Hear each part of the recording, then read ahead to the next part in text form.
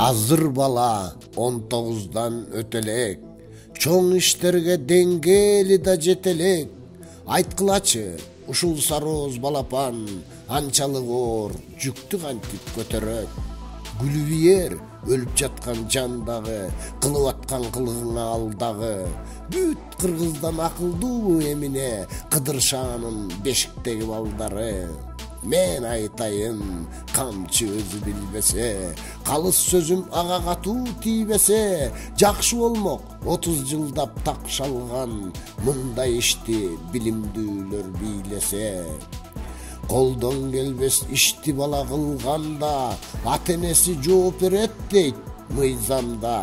Өспүрүмгө оор түйшүктү жүктөгөн мыйзам жокпу мындайларды тыйганга?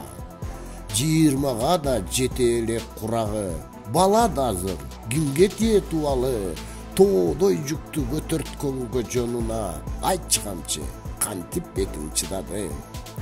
Эртең жоопко тартылам деп санабай, уулунун да убалына карабай, жакындарын сүйрөп алып эки дос жоруктарды баштады элди таламай.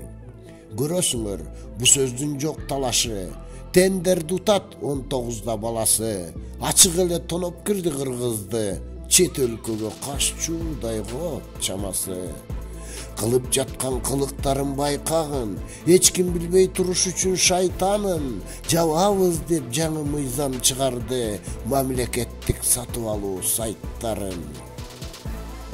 Чет өлкөнүн банктарына пул салган, Акаевден, Бакиевден үлгү алган, түбөлүккө жетет акча дешет го, Кыргызстандан талап тоноп уурдалган.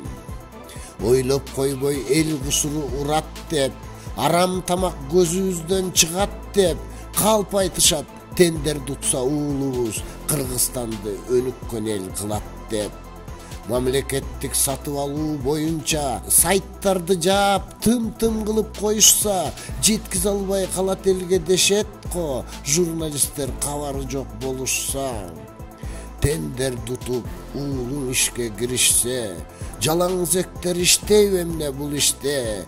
Темир тордун аркасында болобу журналисттер жолой албай жүрүшсө?